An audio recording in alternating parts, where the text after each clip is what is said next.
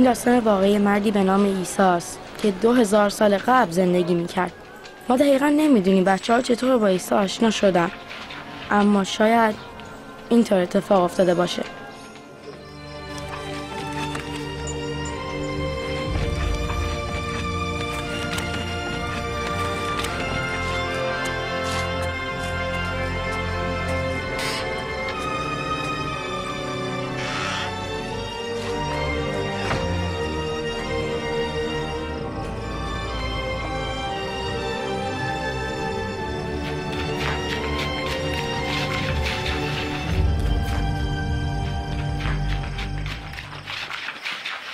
کسی داری؟ نه هیچکی. منم همینطور. تو چی؟ فکر نمی‌کنم. باشه بیان بریم.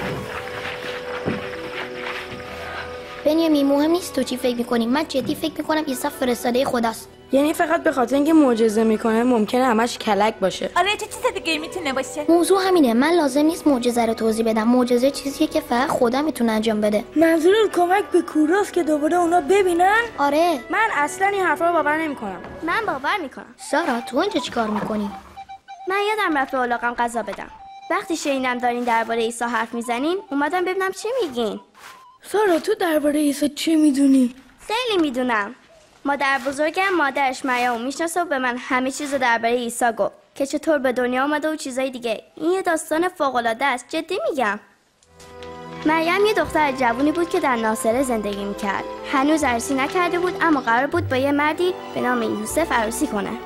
یه روز خدا یه فرشته‌ای رو به اسم جبرئیل فرستاد. مریم نترس، چون نظر لطف خدا با توست. تو حامل شده و پسری خواهی زایید و اسم او را عیسی خواهی گذاشت. این چطور ممکنه؟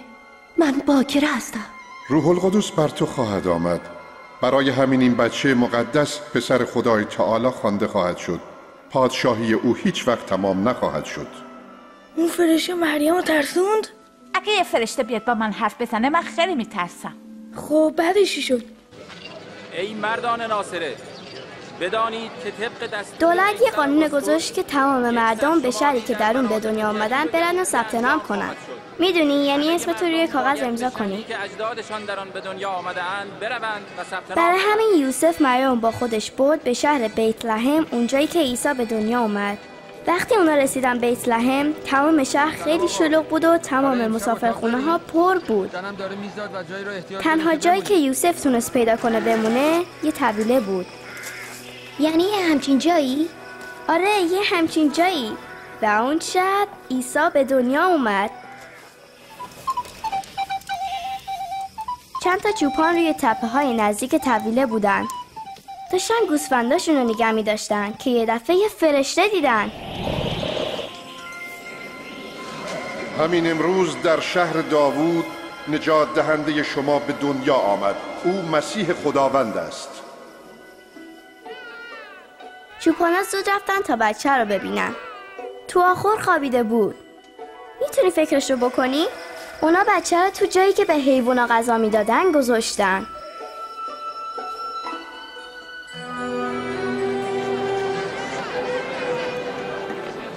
بعد از این که به دنیا اومد مریم و یوسف عیسی رو به معبد در اورشلیم بردن. اونجا با یه مردی به اسم شمعون آشنا شدن که خدا رو خیلی دوست داشت. ای خداوند، طبق وعدت اجازه بده که غلام تو از حضورت در آرامش مرخص شود. خدا به شمعون قول داده بود که تا مسیح نبینه نمیمیره. چون چشمان من نجات تو را دیده است، این بچه انتخاب شده خداست. برکت بر هر دوی شما باد. عیسی قرار بود وقتی بزرگ شد برگزیده خدا برای بخشش همه در همه جا باشه، برای همه اشتباهایی که در فکر و زبان و کاراشون هست. این همون چیزایی که خدا بهش میگه گناه. پس عیسی یک بچه بوده و حالا یک مرد شده؟ هیچ وقت همسن ما بوده؟ البته که بوده. مادر بزرگم به من گفت وقتی عیسی تقریباً 12 سالش بود مریم و یوسف اونو به اورشلیم بردن. عیسی به معبد رفت و با همه رهبران و معلمان حرف زد. این پسر کیست که این چنین سوالاتی میکند؟ اونم ناصره است. فکر کردیم با ما اومده. لطفاً اونو برای جسارتش ببخشید. بعد از اون عیسی با پدر و مادرش به خونهشون برگشت. هر روز عیسی با حکمت رشد میکرد. راه او را راست سازید تا بگذرد، هر دره‌ای باید پر شود. یه روز عیسی رفت یحیی تمید دهنده رو ببینه. یحیی مردم رو که میخواستن خدا رو اطاعت کنن تعمید میداد. عیسی رو هم اون روز تعمید داد.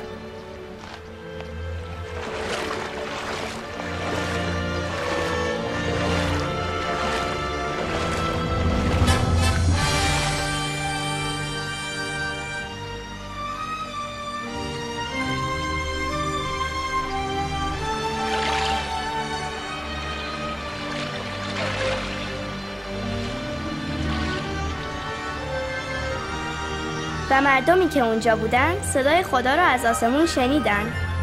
خدا گفت تو پسر عزیز من هستی، از تو بسیار راضی هستم. خب بعد عیسی چی کار کرد؟ عیسی شروع کرد به سفر از شهری به شهر دیگه تا به مردم درباره خدا درس بده. سلام. سلام. عیسی برگشت به ناصره، جایی که بزرگ شده بود. یه روز به معبد رفت و بزرگان اونجا ازش خواستن که از کلام خدا یعنی از کتاب مقدس براشون بخونه.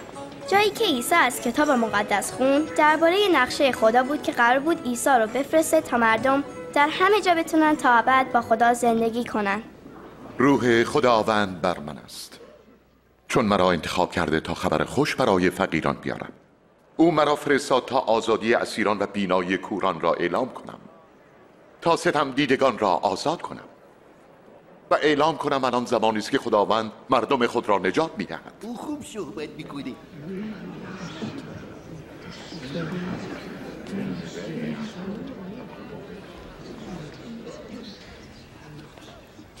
این آیات از کتاب مقدس که خوانده شد و شنیدید امروز به انجام رسید. کتاب مقدس انجام ولی شد؟ فقط از کجا بدونی؟ این را به شما میگویم، هیچ نبی در اما داستان ادامه داره. عیسی رفت به دریای جلیل. قایق و تو قسمت عمیق ببرید، بعد تو و همکارانت تورهاتون رو تو آب بندازید. استاد ما تمام شب خیلی کار کردیم اما هیچی ماهی نگرفتیم.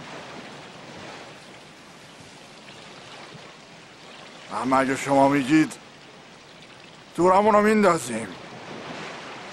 یعقوب، یوحنا،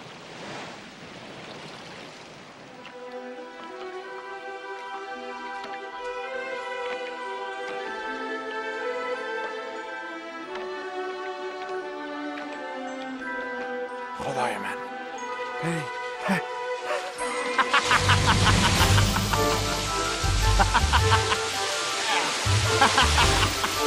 هی یعقوب، یوحنا، قایقاتون رو بیارین اینجا ما رو کمک کنین.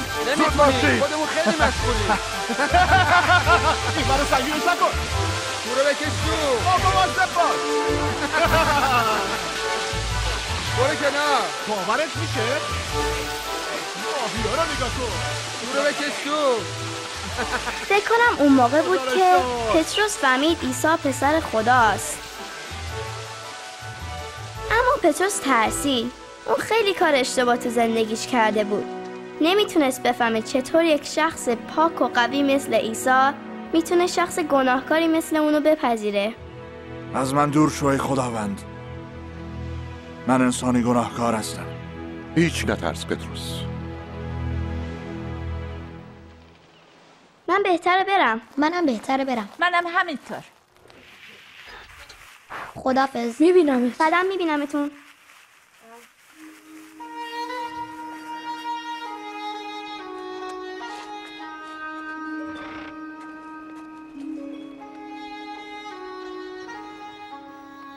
کجا بودی بنیامین؟ دوباره با دوستات بیرون بودی؟ بله پدر. دانیل هم بود؟ بله پدر. چند بار بهت گفتم نمیخوام با اون پسر رفت آمد کنی. اما پدر تو میدونی پدرش داستانای عجیبی رو در مورد عیسی باور داره؟ خب مگه چه اشکال داره؟ ما ایمان داریم که خدا برای ما یه پادشاه قوی فرستاد. پدر دوستت باور داره کسی که توی خانواده فقیر به دنیا آمده پادشاهه. اما اگه حرف پدر دانیال درست باشه چی؟ نه بنیامین، ما در این مورد دیگه بحث نمی کنیم. چشم پدر جون. پیش من آیید و به حرفای من گوش کنید تا دیر نشده به دنبال خدا باشید، تا وقتی نزدیک است او را بخوانید. بگذارید شریر از کارهای خود دست بکشد و به سوی خدا برگردد و خدا به او رحم خواهد کرد، چون خدا بسیار میبخشد. گوش کنید ببینین امروز چه اتفاقی افتاد. من خودم اونجا بودم. چی شد؟ عیسی تو کنیسه بود و در مورد محبت خدا تعلیم میداد. جمعیت زیادی تو معبد بودن. تازه خیلی هم بیرون منتظر بودن. همه میخواستن اونو ببینن. عیسی به صدا دارم، یگانه دخترم رو نجات بدهید. آقا ترحم کنید، فقط 12 سال در حال مرگه. تمنا میکنم با من بیایید.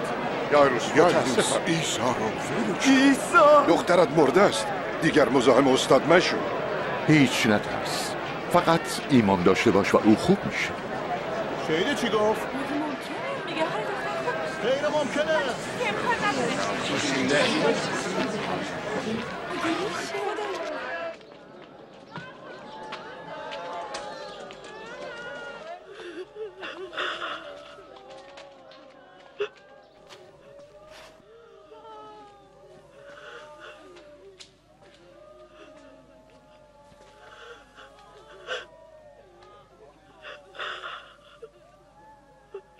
فرزند برخیز.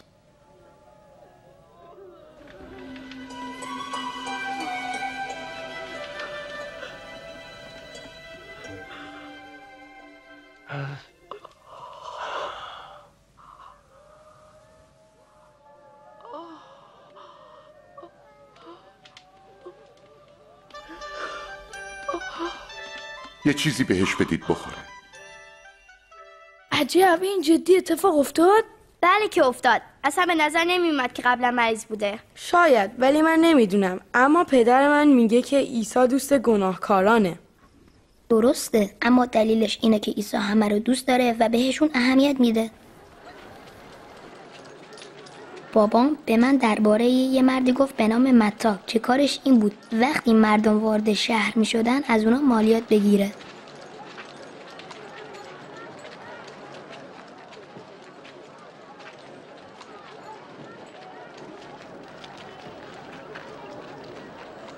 به دنبال من بیا.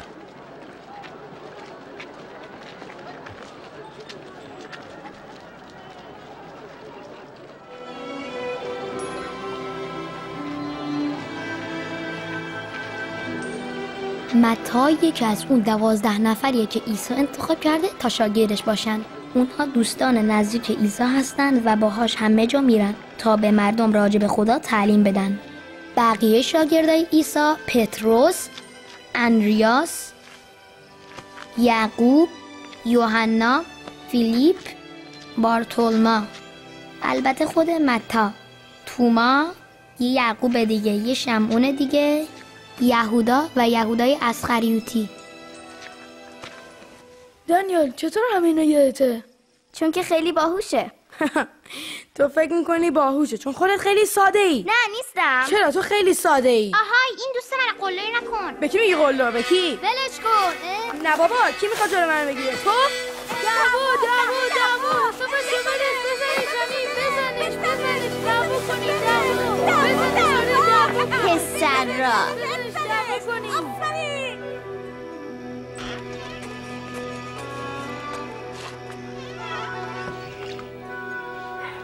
آخ درد میکنه. اگه تمیزش نکنیم دردش بیشتر میشه. چی شده؟ دعوا کرده. از تو نپرسیدم لیلی. ببخشید.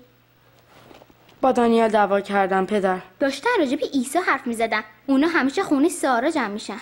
بهت گفتن صحبت راجع به عیسی نتیجه خوبی نداره. اون پادشاه ما نیست و هیچ وقت هم نمیتونه باشه. اما پدر ممکنه اون واقعا پسر خدا باشه. دیگه بسه.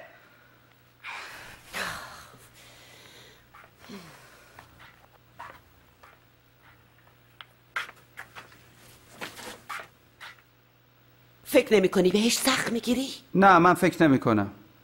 اما به زودی مسئله حله. از یه نفر شنیدم ممکنه که از شاگردان عیسی خائن باشه.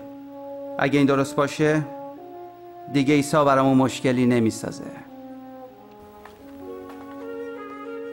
دشمنانتان را دوست بدارید با آنانی که از شما متنفرند نیکویی کنید و اگر به شما فحش دادن برکت دهید و برای بدرفتاران دعا کنید.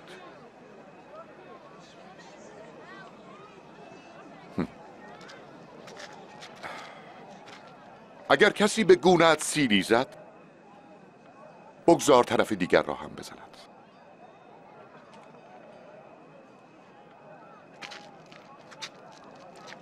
و اگر کسی کت تو را میگیره، پیرهن خود را هم به او بده.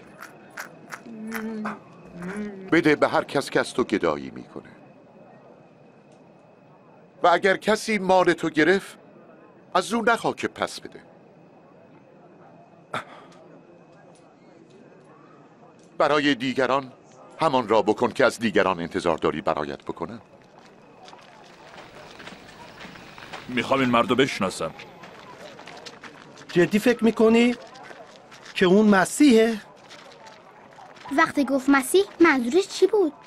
راجبش تو معبد صحبت کردن. مسیح یعنی کسی که قول اومدنش تو تورات داده شده. بچه بیایم این دنبالش.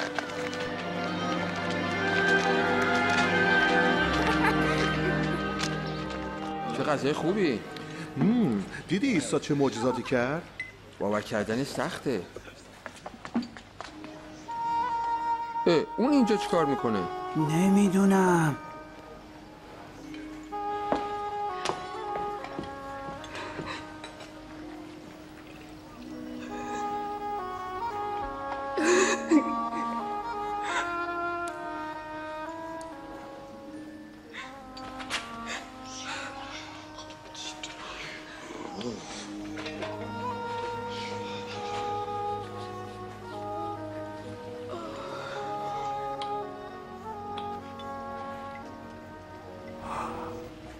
اگه این مرد واقعا یه نبی بود میدونست این چه جور زنیه که بهش دست میزنه. میدونست که این زن چه زندگی گناه‌آلودی داره. من میدونم این زن کیه شمعون. بذار یه چیزی بهت بگم. 2 مرد بودن که به یکی بدهکار بودن. یکیشون 500 سکه نقره بدهکار بود و اون یکی 50 سکه. هیچ کدوم نمیتونستن قرضشون رو بدن، پس اون بدهی هر دوشون رو بخشید. حالا کدام یکی بیشتر دوستش داره؟ من فکر کنم اون که بیشتر قرض داشت بخشیده بشه. درست میگی. این زن رو میبینی؟ من خونت اومدم آب برای پاهای من نیاوردی، اما اون پاهای منو با اشکاش شست و با موهاش خشک کرد. تو منو با بوسه سلام نکردی، اما از وقتی که اومدم اون داره پاهامو میبوسه. تو برای سر من روغن زیتون نیاوردی، اما اون به پاهام عطر زد. پس بهت میگم محبت عظیم اون ثابت میکنه که گناهانش بخشیده شده، اما هر کس که کم بخشیده شده باشه محبتش کمه.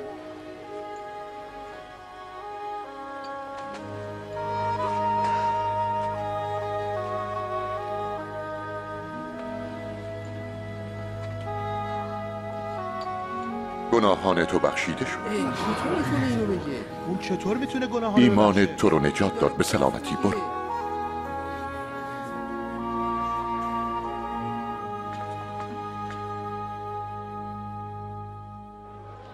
مسیح موعود. آره خودشه.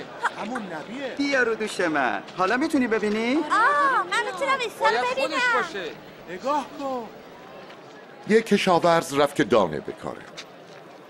بعضی از دانه ها افتادن تو جاده و رفتن زیر پا و پرندگان آسمون اونا رو خوردن. بعضی از دانه ها روی زمین سخت افتاد و وقتی جوانه زدن چون که آب بهشون نرسید پژمرده شدن. و بعضی از دانه ها در میان خارها افتادن و خارها با گیاهان رشد کرد و اونا رو خفه کرد. و بعضی از دانه ها روی زمین خوب افتادن و رشد کردن و محصول آوردن، هر کدوم 100 تا. معنی این مثل اینه: دانه کلام خداست. دانه ای که در کنار جاده افتاد مثل کسانی هستن که میشنون، اما شیطان میاد و پیغامو از قلبهاشون میدوزه تا نگذاره ایمان بیارن و نجات پیدا کنن. دانه هایی که روی زمین سخت افتادن مثل کسانی هستن که پیغامو با خوشحالی میپذیرن، ولی ریشه ندارن. فقط برای مدتی ایمان دارن، اما وقتی سختی میاد از ایمان میافتن. دانه‌هایی که در میان خارها افتاد مثل کسانی هستند که میشنوند، اما نگرانی‌ها و مال و لذات این دنیا ایمانشون رو خفه میکنه و میوهشون هیچ وقت نمیرسه. و دانه‌هایی که روی زمین خوب افتادن مثل کسانی هستند که پیغامو میشنوند و اونو توی قلب خوب و مطیع خودشون نگه میدارن و اینقدر صبر میکنن تا میوه بیارن.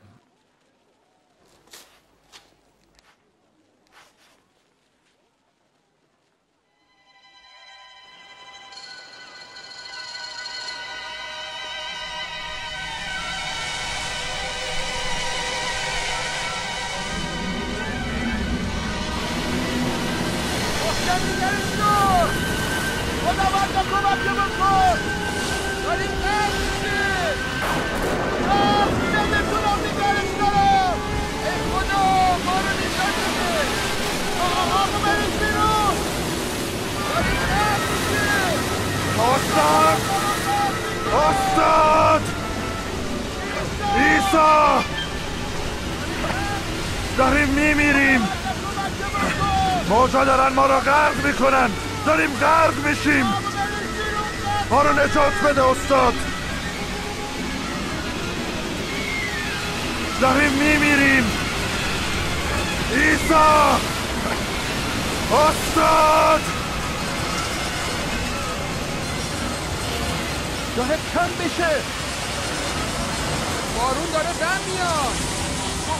همه نجات پیدا میکنه.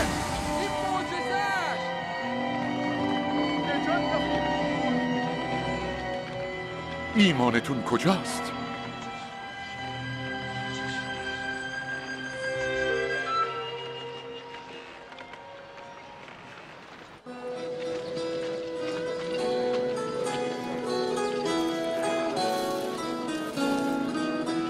از این خوشم میاد. قیمتش چنده؟ ناتان شنیدی؟ عیسی داره میاد. عیسی داره میاد اینجا؟ داره میاد خارج شهر. زود باش بریم.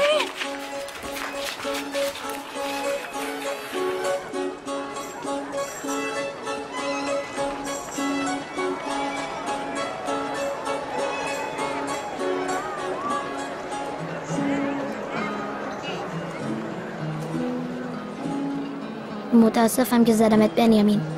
منو میبخشی؟ استاد، مردم رو مرخص کن که برن به دهات و مزرعه های اطراف اینجا که غذا پیدا کنن. اینجا هیچی نیست. شما خودتون یه چیزی بهشون بدین بخورم. ولی ما فقط 5 تا نون داریم و 2 تا ماهی.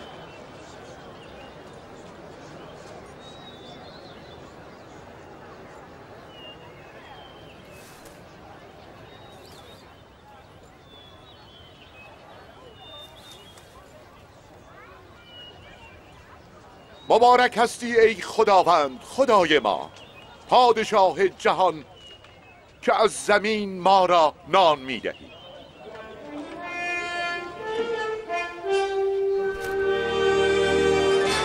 این یه معجزه است.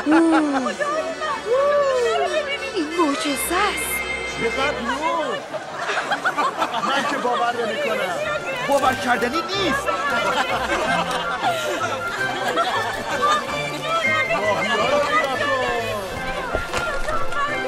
بخورید، بیاید بخورید. این همه نور. شکر خدا.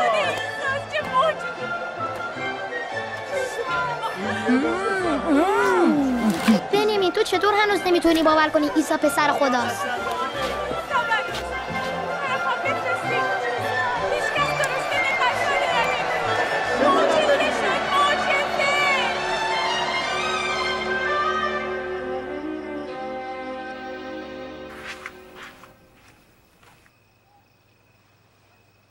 تو کجا بودی؟ پدر باید بهت راستش رو بگم. هممون رفته بودیم عیسی رو ببینیم. چرا؟ من هنوز باورم نمیشه، گرچه خودم با چشای خودم دیدم. اون چند تا ماهی و چند تا نون و کاری کرد که همه جمعیت رو باش غذا داد. عزیزم کی میدونه؟ شاید اون واقعا مسیح موعوده. نکنه تو همین حرفای بیهوده رو باور کنی.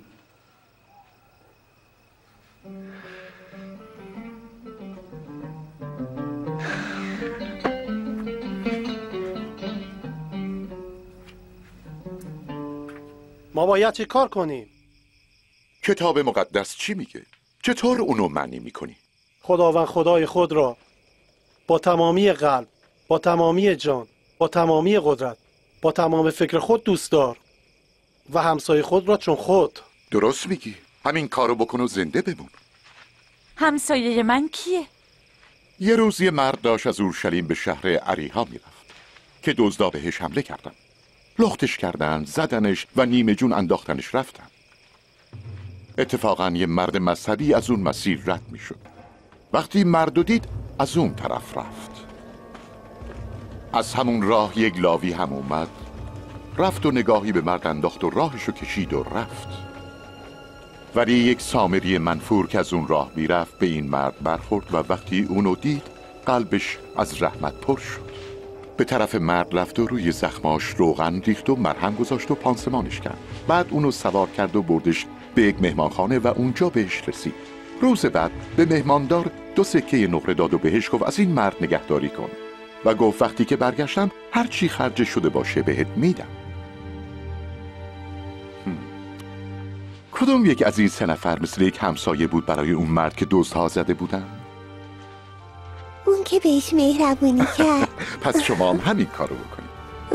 بذارید بچه‌های کوچک پیش من بیان، جلوی اونها رو نگیرید، چون پادشاهی خدا برای اونایی که مثل بچه‌ها باشن. اینو دارم جدی میگم. هر کس که پادشاهی خدا رو مانند یک بچه کوچک قبول نکنه به هیچ وجه واردش نمیشه. هر کس که این بچه رو به نام من بپذیره منو پذیرفته و هر کس که منو بپذیره فرستنده منو میپذیره. چون کسی که در میون شما کوچکترینه بزرگترینه. خیرات کمک کنید. خیرات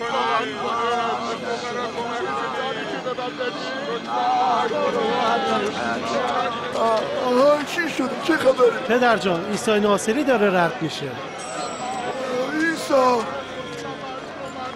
عیسی پسر داوود به من رحم کن. آره ساکت باشید ساکت.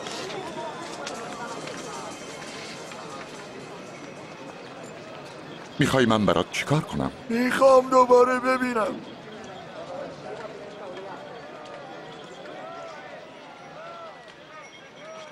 پس ببین، ایمان تو رو شفا داده.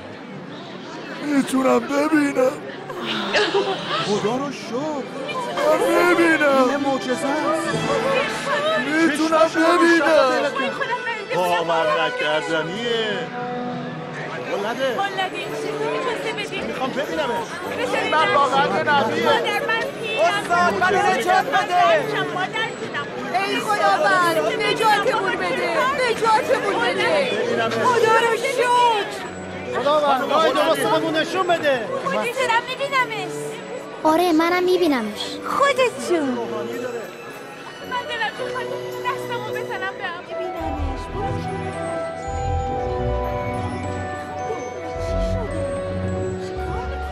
چرا اون مرد از درخت رفته بالا؟ قدش کوتاه نمیتونه چیزی ببینه. زکا زود بیا پایین، چون باید امروز خونه تو بمونه. به خونه من؟ کی میخواد بره خونه ای؟ حالا چرا میخواد بره خونه اون؟ زکا عیسی رو از کجا من هیچ وقت همچین خونه ای نمیرم. خیلی ثروتمند. خیلی خوشمزه است. میشه اونو لطفا به من بدین؟ خواهش میکنم. قابلی نداره. عجب بوتمی داره. خیلی خوبه. گوش کنید.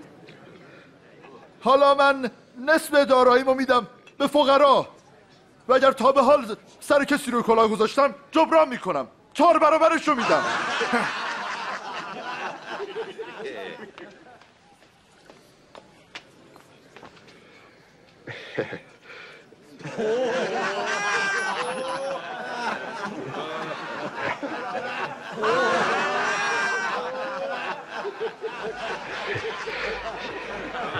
باورم نمیشه. یه بازیگر پولا رو پس بده؟ غیر ممکنه. نجات امروز وارد این خانه شده، چون این مردم از فرزندان ابراهیمه. پسر انسان آمده گم شده رو پیدا کنه و نجات بده.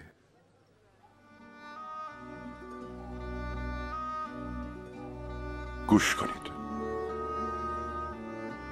داریم میریم اورشلیم، جایی که هرچه انبیا در مورد پسر انسان پیشگویی کردن انجام میشه، که او رو به غیر یهودیان تسلیم خواهند کرد، که او رو مسخره خواهند کرد، که به او بی‌احترامی میکنن و به صورتش تف میاندازن، که شلاقش میزنند و میکشندش. اما روز سوم اون زنده میشه.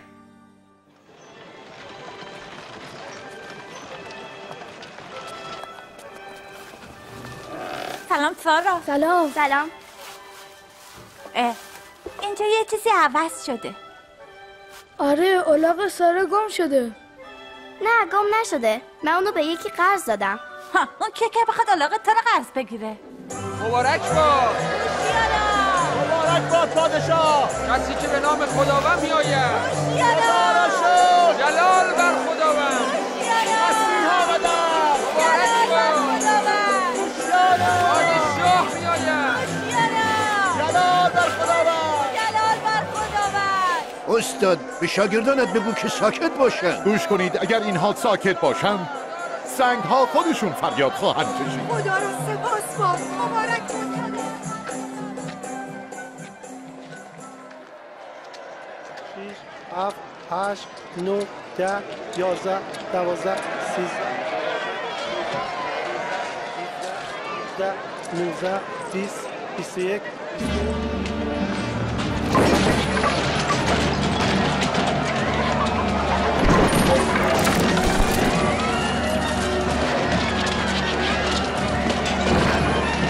چرا عیسی انقدر عصبانیه؟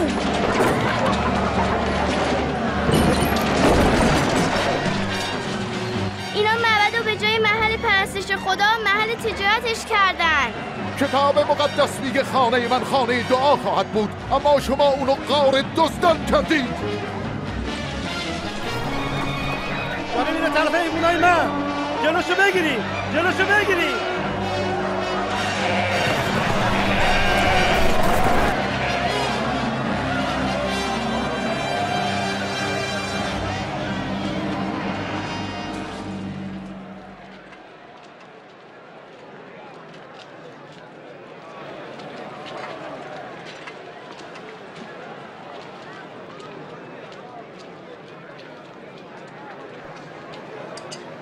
خیلی کمه. نمیتونی بیشتر بدی؟ به شما بگم که این بیوه زن فقیر بیشتر از همه هدیه داد، چون بقیه هدیهشون رو از اضافهشون دادن، اما اون با این که فقیره تمام هر چی رو که داشت داد. استاد ما میدونیم که اونچه تعلیم میدی حقیقته.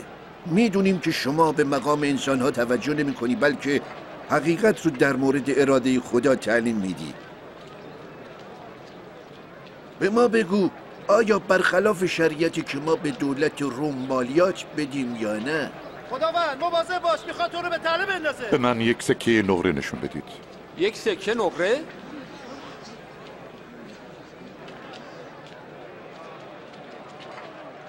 شکل و اسم چه کسی رو این سکه است؟ پس به قیصر بدید آنچه را که مال قیصر، و به خدا بدید آنچه را که مال خداست. بله.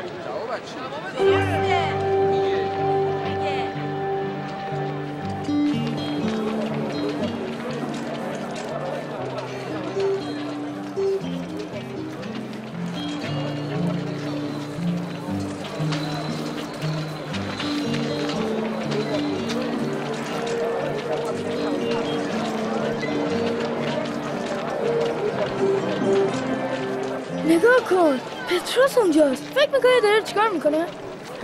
انگار داره برای شام فسح غذا میخره.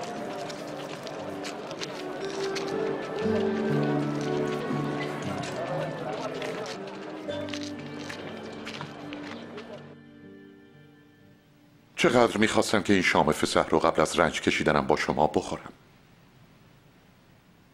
چون به شما میگم دیگه با شما نخواهم خورد تا اینکه اون در پادشاهی خدا مفهوم کامل پیدا کنه.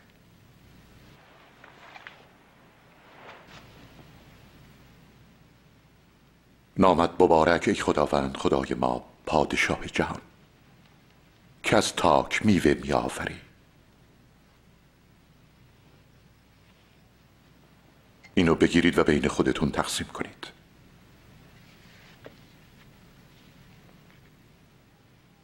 نامت مبارک باد ای خداوند خدای ما پادشاه جهان که از زمین به ما نان میدهی.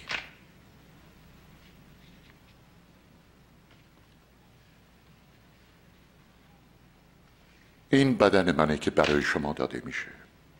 این کارو به یادگاری من انجام بدید. این پیاله پیمان جدید در خون منه که برای شما میریزه. اما کسی که به من خیانت میکنه با من سر این سفره است. چی؟ پسر انسان طبق تصمیم خدا میبایست بمیره، اما وای به حال کسی که به او خیانت کنه. خداوندا این کیه؟ من هیچ وقت این کارو نمیکنم. ازش بپرس منظورش کیه؟ ای خداوند منظورت کیه؟ ای خداوند من حاضرم با تو به زندان برم و با تو بمیرم. گوش کن چی میگم پتروس. امروز قبل از خواندن خروج خودت 3 بار انکار میکنی که منو میشناسی.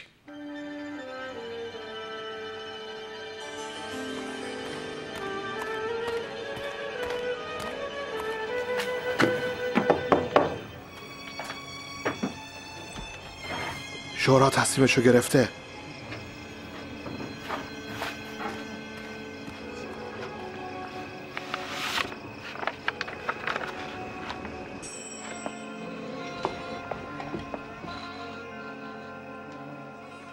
عزیزم چی شدی؟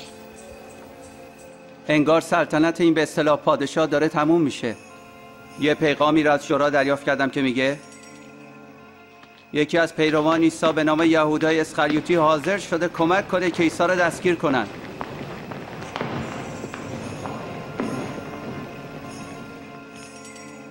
چطور تونستن راضیش کنن همچین کاری کنی؟ خیلی سخت نبود. فقط 30 سکه نقره.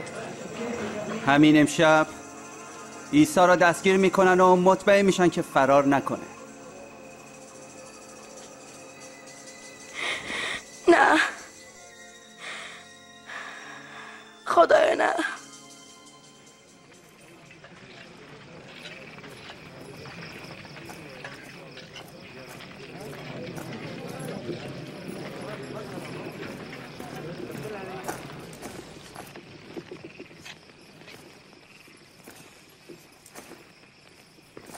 یهودا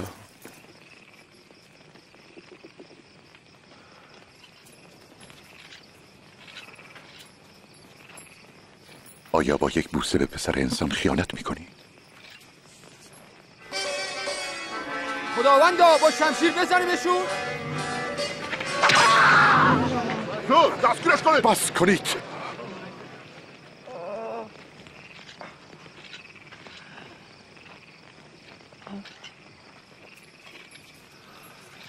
یه معجزه است. آیا لازم بود با شمشیر و چماق بیایید مگر من جنایتکارم؟ هر روز با شما در معبد بودم و سعی نکردید بازداشتم کنید. اما این وقت شماست که عمل کنید. زمان فرمان روایی تاریکی.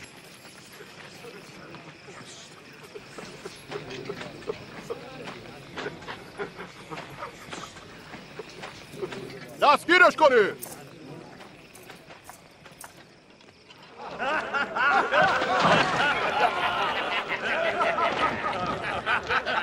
این لباسیه که پادشاه پوشیده.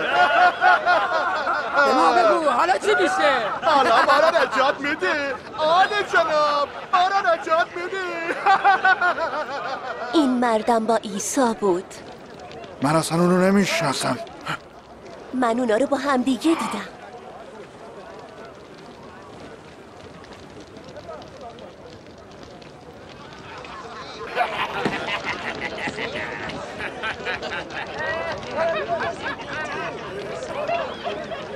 تو هم یکی از اونا هستی؟ نه من نیستم.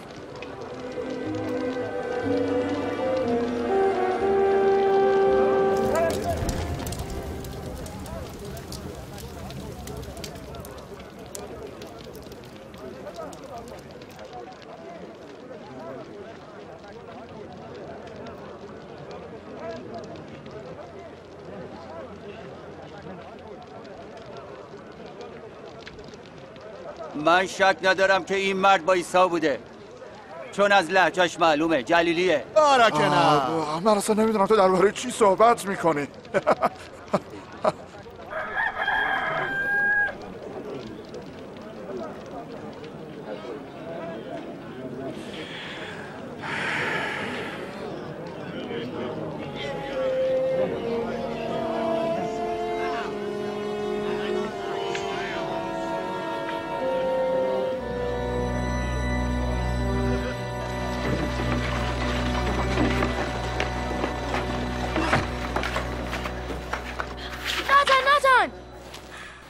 چی شده بنیامین؟ عیسی اون تو در سر افتاده. زود باش با بچه ها رو جمع کنیم.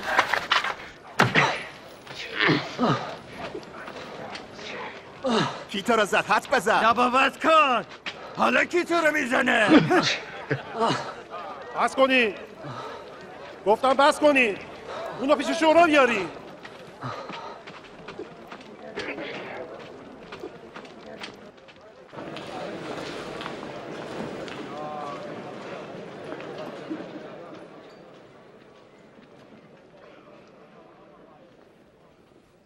به ما بگو آیا مسیح هستی؟ اگر بگویم مرا باور نخواهید کرد و اگر پرسشی بکنم جواب نخواهید داد. اما بعد از این پسر انسان به طرف راست خدای قادر خواهد نشست. پس تو پسر خدایی؟ تو میگی که هستم. دیگر احتیاجی به شاهد نیست. خودتون شنیدین که کفر؟ چه کسی بهش این اقتدار رو داده؟ این کفر است. بله این کفر است. باور نمی‌کنیم. همه ما شنیدیم که اون چه گفت. همه شاهدن. او را نزد پیلاتوس خواهیم برد. بله ببریده. او را نزد پیلاتوس ببرید. میدونه چه کار کرده. او محکوم است. بله من عیسی رو میبرم پیش پنتیوس پیلاتوس. پنتیوس پیلاتوس ای وای، اون بیرمترین حاکم رومیه. اون تالا هزاران نفر روی صلیبای چوبی کشته. خدا رحم کنه.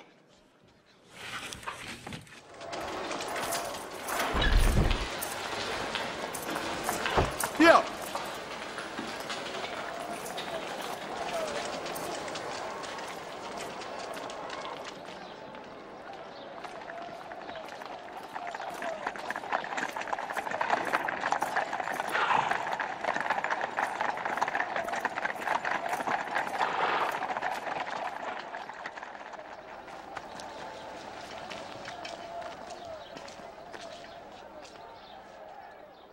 صبح به این زودی اینجا چه کار دارید؟ ما این شخص رو که مردم رو فریب میده دستگیر کردیم. اون تو بازار معبد جنجال بپا کرد. باید مجازاتش چی باشه؟ محکومش کنید. هیچ دلیلی برای محکوم کردنش نمیبینم. هیچ دلیلی. در نظر ما او مجرم است. به مردم میگوید به امپراتور مالیات ندهند و ادعا میکند که مسیح موعود است. پادشاه؟ آیا تو پادشاه یهودیان هستی؟ تو گفتی که هستم. اون اول در جلیل تعلیم میداد، حالا اومده اینجا. در جلیل؟ آیا این مرد جلیلی است؟ در این صورت پس بدیمش دست هیرودیس. اون هنوز تو اورشلیمه، اینطور نیست؟ ببریدش پیش هیرودیس.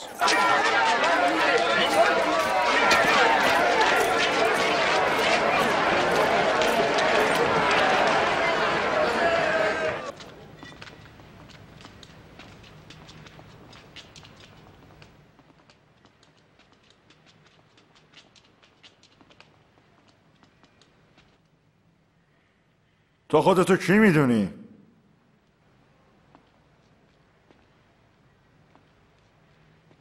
اونایی که شاگرد دستن کیان؟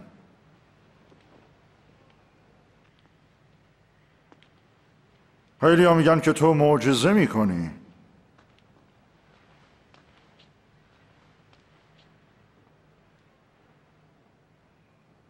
معجزه هم برای من بکن. سرور من، اون همه مردم رو گمراه میکنه.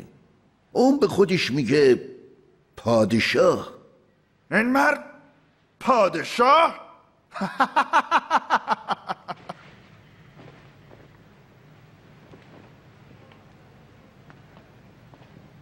اعلی حضرت،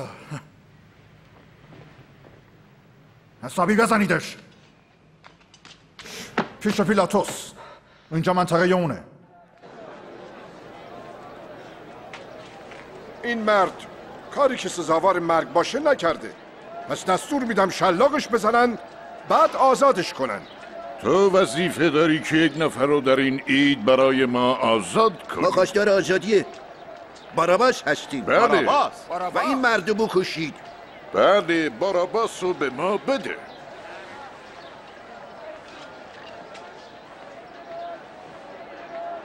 مصلوبش کن! بله! مصلوبش کنی! تو و تو شلاقش بزنید.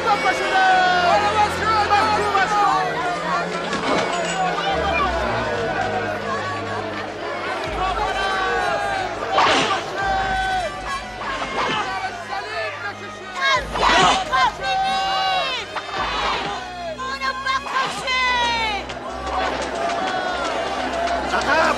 برو عقب! عقب! برو کنار!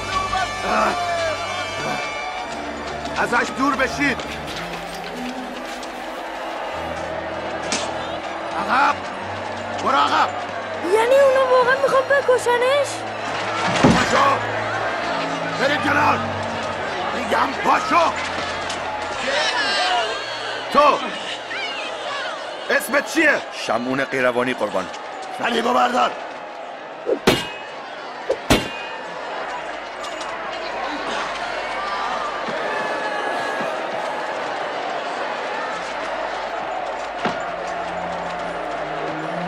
عقب! عقب! بلش کنید!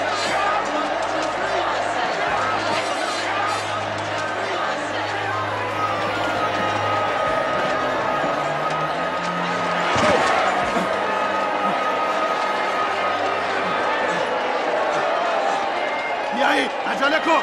سریعتر! سریعتر! برو! سریعتر!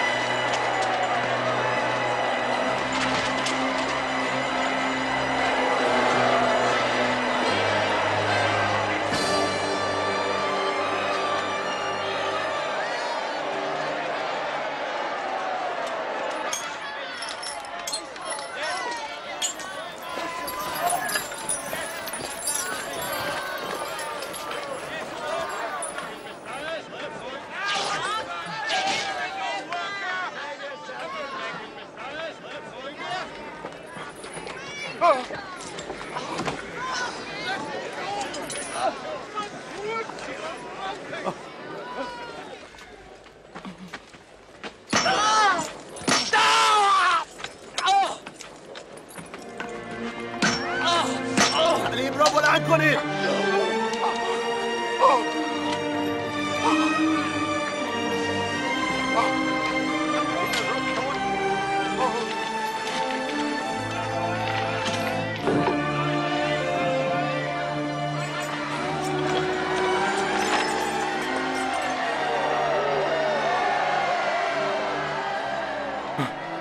پدر اینا رو ببخش، چون نمیدونن چه میکنند.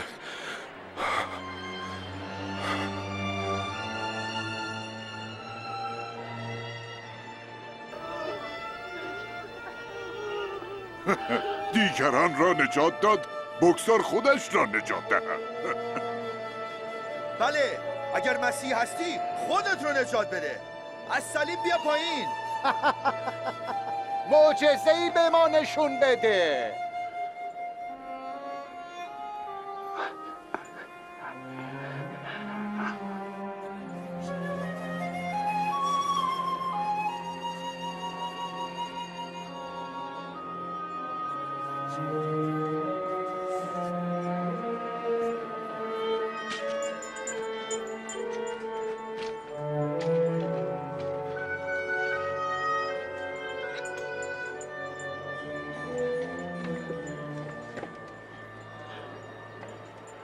روی اون علامت چی نوشته؟ نوشته پادشاه یهودیان. اگه عیسی پادشاهه پس چرا باهاش این کارو میکنن؟ نمیدونم.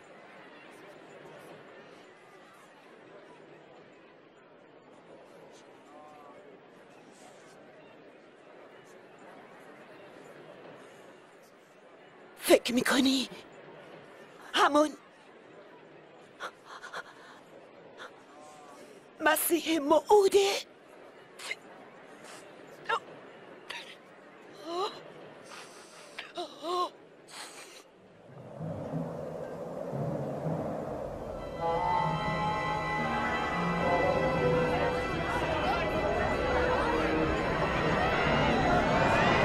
چه اتفاقی داره میفته؟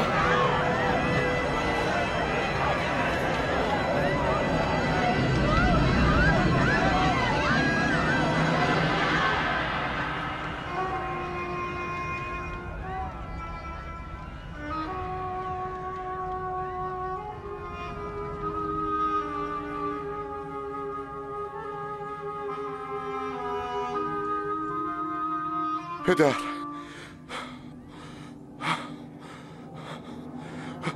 روح خودمو به دستای تو میسپارم.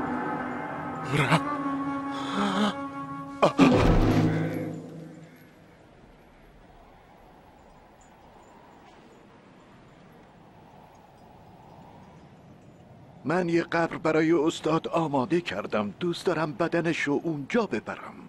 میتونید ببریدش.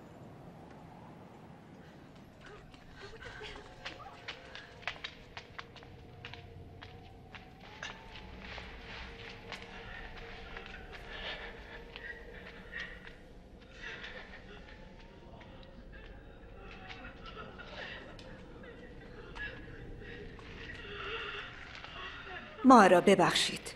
ما به دنبال بدن عیسی آمدیم. منم کمک میکنم، اما زود باش، روز سبت نزدیک.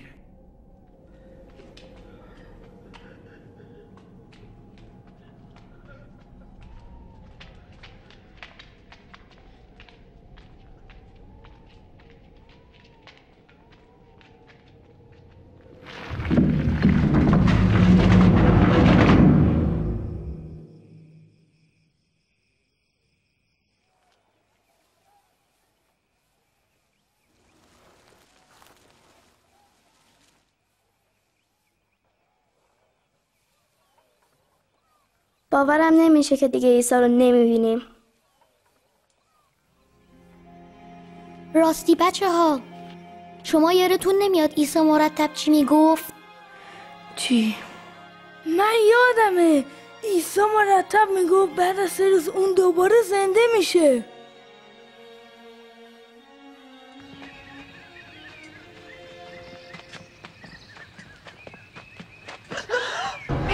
سنگ کنار رفته.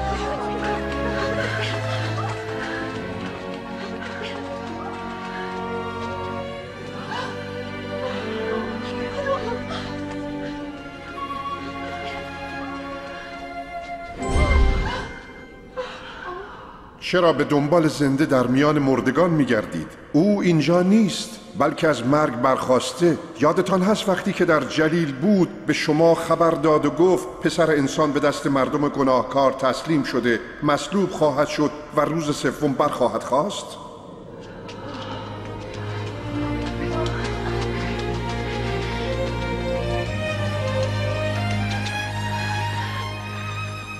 گوش کنید، سنگ مقبره کنار رفته بود. ما رفتیم تو و جسد عیسی اونجا نبود. خدایا. نبود؟ چطور ممکن است؟ 2 فرشته به ما ظاهر شدن، خیلی نورانی مثل خورشید، و به ما گفتن چرا به دنبال زنده در میان مردگان میگردی؟ جدی میگم. یعنی چه؟ اینا چی میگن؟ یعنی درسته؟ باور کنید. من باور نمیکنم. باور کنید. ما اونا رو دیدیم. خودتون بریم ببینید. قبر خالی بود. خداوند ما رفته بود. پتروس، تو باید حرف ما رو باور کنی.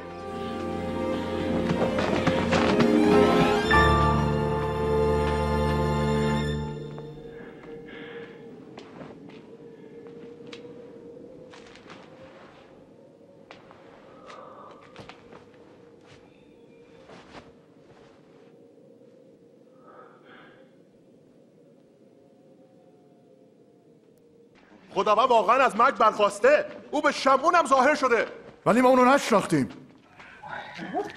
البته تو راه. اما وقتی نور رو پاره کرد اون موقع شناختیمش. تو شهر امواز. عجیبه اونجا رفته بود.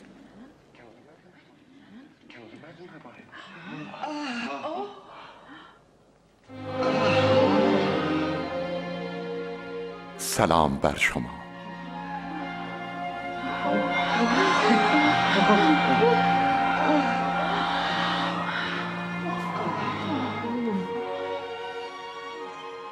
چرا مضطرب هستید؟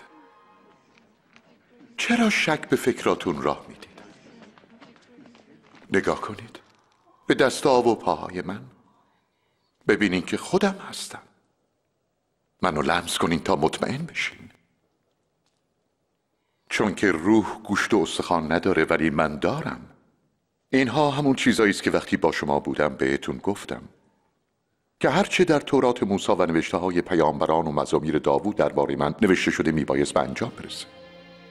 این نوشته شده بود که مسیح باید زجر بکشه و روز سوم از مردگان زنده بشه.